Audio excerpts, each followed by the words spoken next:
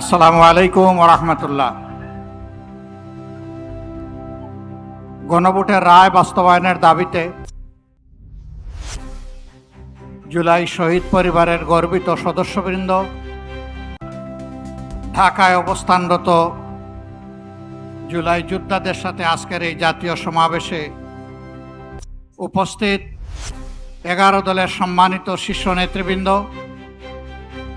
বাংলাদেশ জামাতে ইসলামীর নেতৃবৃন্দ, ছাত্র সংগঠন সমূহের নেতৃবৃন্দ, শ্রমিক সংগঠনের সমূহের নেতৃবৃন্দ এবং আমার সামনে উপস্থিত সংগ্রামী ভাই ও বোনেরা, সাংবাদিক বন্ধুগণ, নামাজের সময় আসন্ন, কথা আমি বেশি বলবো না। আমি শুধুমাত্র আপনাদের কাছে, দেশবাসীর কাছে, শহীদ পরিবারের কাছে, জুলাই যোদ্ধাদের কাছে আমাদের দেওয়া ওয়াদা অঙ্গীকার আরেকবার পুনর্ব্যক্ত করার জন্য এখানে দাঁড়িয়েছি। সংসদের ভিতরে সরকারি দল, বিরোধী দলের এমপিরা যখন কথা বলেন, তখন সকলেই জুলাই যোদ্ধাদের কথা বলেন। কেউ কেউ শরীফ উসমান হাদি শহীদের কথাও বলেন, কিন্তু কার্যত আমরা সরকারি দল থেকে তার উল্টাটা দেখতে পাই। দুইটা ভোট একসাথে হলো, একটা ভোটের রায় তাদের পক্ষে গেল, মেনে নিলেন। তারা দাবি করেন 51% মানুষ তাদেরকে ভোট দিয়েছে। আরেকটা ভোটে জনগণ 70% গণভোটে হা বলেছে। তারা 51% মানেন, কিন্তু 70% মানেন না। এটা লজ্জার, এটা দুঃখে। ওই 70%-এর রায় যেদিন বাস্তবায়ন হবে, বাংলাদেশ থেকে সত্যিকার অর্থে সেদিনই স্বৈরতন্ত্র বা ফ্যাসিবাদ বিদায় নেবে। বিএনপি প্রত্যেকটি বিষয়ে পতিত, পালিয়ে যাওয়া ফ্যাসিবাদের রাস্তা ধরে হাঁটা শুরু করেছে। আমরা একসাথে মজলুম ছিলাম। বিনয়ের সাথে বলতে চাই, হাজার চেষ্টা করেন ওই আওয়ামী লীগ হতে পারবেন না, দুর্বল আওয়ামী লীগ হতে পারবেন। সেই আওয়ামী লীগ যারা জাতিকে নিয়ে, বিরোধী দলকে নিয়ে ব্যঙ্গ বিদ্রুপ করত, আজকে তারা কোথায়? আপনারা একই কাজ শুরু করেছেন। যে আওয়ামী লীগ তাদের পুষ্য লাঠিয়ালদেরকে দিয়ে সমাজের বিভিন্ন জায়গায় কর্তৃত্ব কায়েম করেছিল, সেই আওয়ামী লীগের পাশে তাদের দুঃখের দিনে কোনো লাঠিয়াল এসে দাঁড়াতে পারেনি। আফসোসের বিষয়, রাষ্ট্রের মৌলিক যে সমস্ত জায়গায় পরিবর্তন দরকার, সুশাসন কায়েমের জন্য, সত্যিকারের স্বাধীনতার স্বাদ জনগণকে দেওয়ার জন্য, প্রত্যেকটি বিষয়ে বিএনপি বিরোধিতা করে চলছে। এটি জাতির সাথে সুস্পষ্ট প্রতারণা। তারা তাদের দেওয়া 31 দফা কর্মসূচি সংস্কারের, তাদের ইশতেহার, এটারও তারা বিরোধিতা করছে। আমার মনে হয় তারা যে বিরোধিতা করছে, এই জ্ঞানটাও বোধহয় তারা হারিয়ে ফেলেছে। প্রিয় বিএনপি, ভুলে যাবেন না, এই জুলাই না হলে এই মায়েদের, এই বাবাদের, এই ভাইদের, এই বোনদের সন্তান, স্বামী, ভাই, বোন জীবন না দিলে আজকে ক্ষমতার তক আপনারা এনজয় করতে পারতেন না। তক্তে বসে ভুলে গেছেন? আপনারা আগেই ভুলেছিলেন। শহীদ পরিবার যখন বুকে কষ্ট নিয়ে কান্নাকাটি করছিল, শহীদ পরিবারের কাছে তখন আপনাদের ছুটে যাওয়ার সময় ছিল না। আপনারা 5 আগস্টের পর 7 আগস্ট পার্টি অফিসের সামনে দাঁড়িয়ে বললেন, আমাদেরকে নির্বাচন দাও, আমরা ক্ষমতায় বসতে চাই।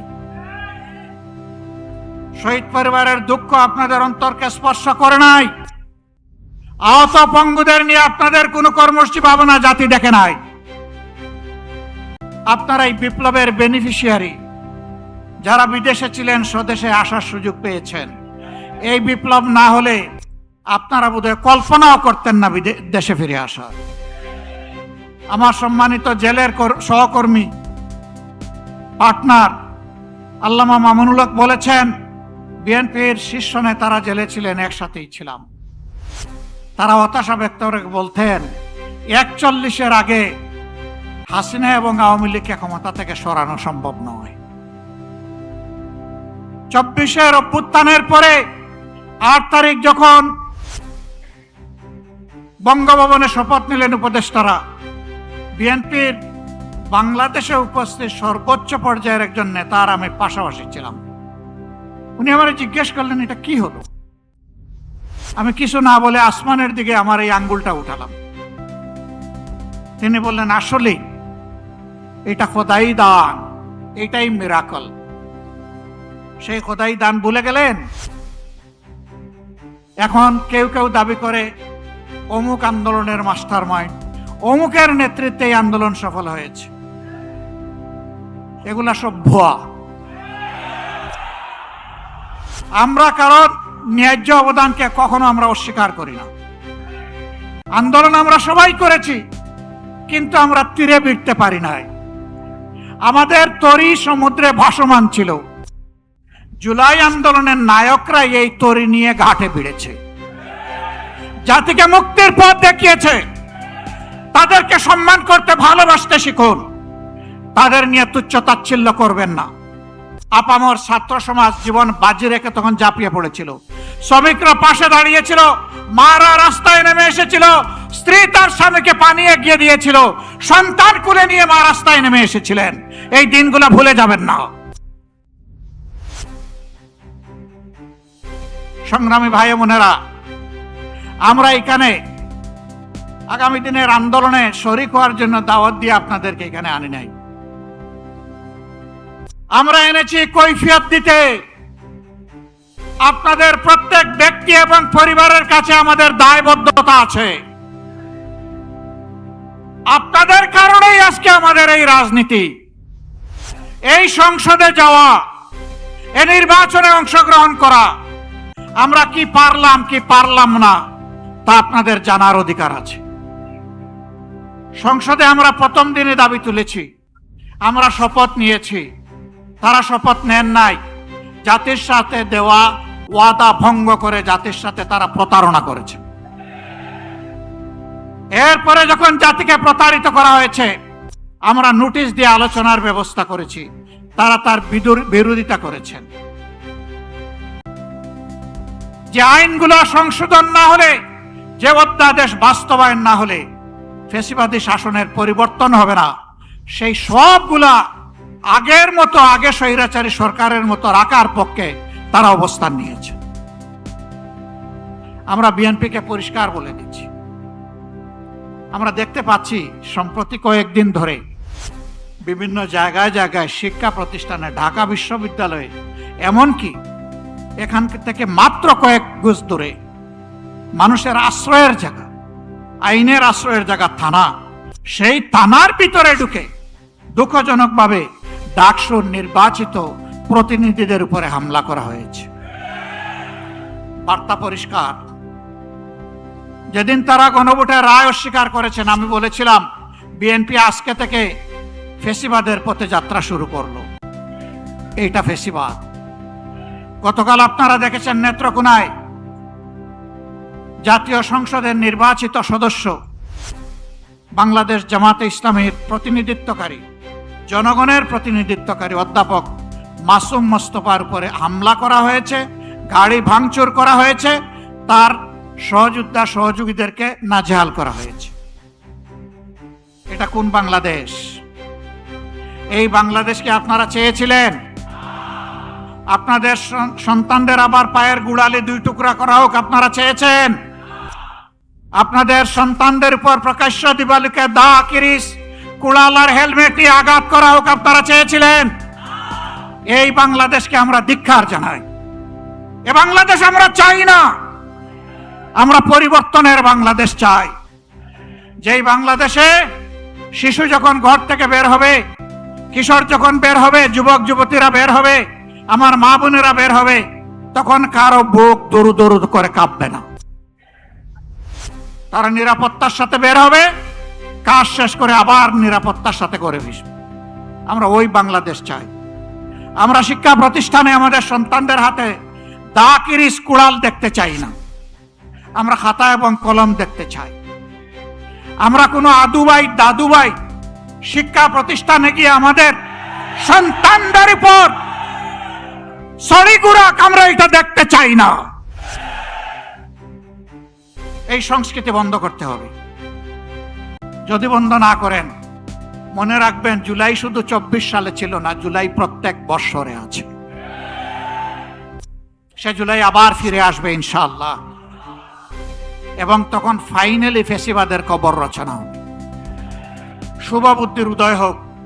জনগণের রায়ের প্রতি সম্মান দেখান। 70% মানুষের রায় মেনে নিন, গণভোটের রায় বাস্তবায়ন করুন। যদি না করেন, আমাদের লড়াই সংসদের ভিতরেও চলবে, খোলা ময়দানেও চলবে ইনশাআল্লাহ। এবং আল্লাহর পর ভরসা করে বলতে পারি, এই লড়াইয়ে জনগণের বিজয় হবে ইনশাআল্লাহ। আমরা আপনাদের কাছে কথা দিয়েছি আগে, এখনো কথা দিচ্ছি। আমার সহযোদ্ধারা যেমন বলেছেন, ইনশাআল্লাহ আগামীর লড়াইয়ে জাতির প্রয়োজনে সামনের সারিতে থেকে আমরা যুদ্ধ চালিয়ে যাব। আমাদের জীবনটা আল্লাহর জন্য, মানবতার জন্য, দেশের জন্য, জাতির জন্য। আল্লাহ যদি কবুল করেন, গর্বিত শহীদ হয়ে দুনিয়া থেকে বিদায় নিব ইনশাআল্লাহ।